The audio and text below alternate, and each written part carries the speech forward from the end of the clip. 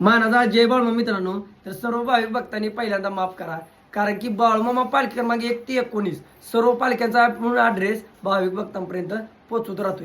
या 20 दिवसात काय झालं मित्रांनो, कामाचा भरपूर लोड पडल्यामुळं आपण ॲड्रेस पोचवला नाही. कारण की मित्रांनो, ॲड्रेस पोचवायचा म्हणल्यावर कारभाऱ्यांना फोन करावा लागतोय. काय काय कारभारी कामानिमित्त बाहेर असते, मग त्यांना फोन नाही उचलला की मग त्यात वेळ जातो मित्रांनो. त्यामुळे मी तुमच्यापर्यंत पोचवू शकलो नाही. पण आता इथनं पुढं 1 ते 19 पालख्यांचा संपूर्ण ॲड्रेस तुम्हाला भेटणार आहे. पालखीमध्ये कोणता कार्यक्रम कधी होणार आहे हे सुद्धा तुम्हाला मी सांगणार आहे पुढच्या व्हिडिओमध्ये. जरी सेवेकरांना, मेंढके बंधूंना, कारभाऱ्यांना जर बाळूमामा पालखी क्रमांक आणि कोणत्या गावात आहे, तालुका, जिल्हा जर माझ्या व्हॉट्सअपला टाकलं, जेणेकरून आपण भाविक भक्तांपर्यंत ॲड्रेस पोचवत राहूया. आता काय झालंय, बोंधू बाबाला झालेली भाविक भक्तांपर्यंत पैसे घ्यायचं, हात बघायचा आणि भविष्य सांगायचं. याच यांचं काय कळत नसतं या, आणि आपलं भविष्य काय सांगणार आहे. तुम्हाला खरं तुमच्या जीवनात दुःख, संकट, अडचण, परेशानी असेल तर तुम्ही एकच करायचं आहे, बाळूमामांच्या मेंढी माऊलीची सेवा. तुम्हाला घडेल तसं करा, वर्षातनं एकदा करा.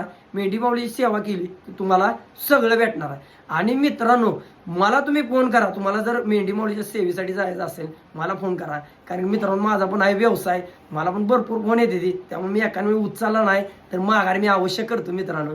पण तुम्ही मेंढी माऊलीची सेवा करा, तुमचं सुद्धा एकदम भराभराटी येणार. कसं आहे, बाळूमामाच्या मेंढी माऊलीची केलेली सेवा, बाळूमाची केलेली भक्ती कधीच वाया जात नाही. तर मित्रांनो, पुढील व्हिडिओपासून तुम्हाला संपूर्ण बाळूमामा पालखींचा ॲड्रेस भेटणार.